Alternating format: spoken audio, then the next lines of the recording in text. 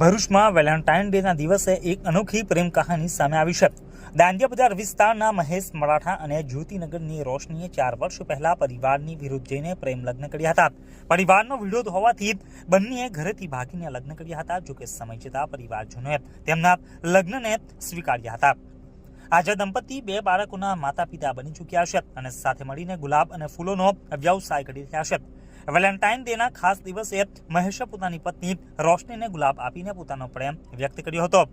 મહેશે જણાવ્યું હતું કે તે પ્રેમમાં ખૂબ જ વિશ્વાસ ધરાવે છે। તેમના મતે પ્રેમ માત્ર પ્રેમી પ્રેમિકા વચ્ચે નહીં પરંતુ માતા પિતા, ભાઈ બહેન અને બાળકો સાથે પણ હોય છે।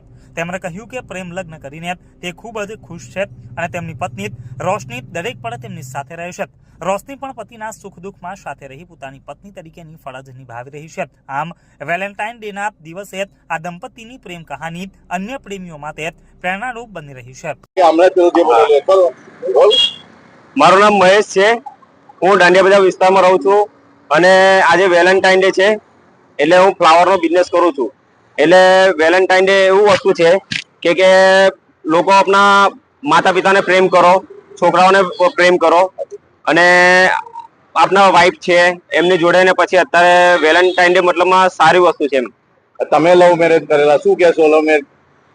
મેં લવ મેરેજ કર્યા છે એટલે મને ખૂબ આનંદ લાગે છે કેમ કે લવ વસ્તુ સારું છે।